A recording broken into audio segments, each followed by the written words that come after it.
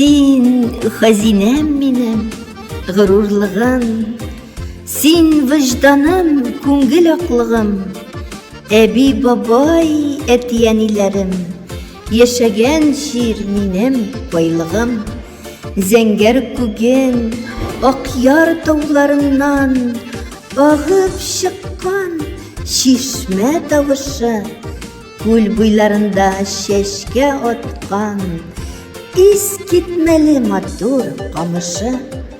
Талларында сайрый сандугачлар, шүт-шүт итә тыңлап туймаслык.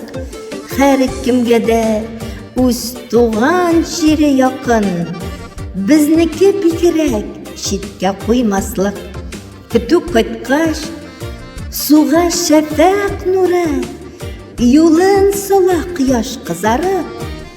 Их, шул юлдан атлап узарга дип, карап тордым читтән кызыгып.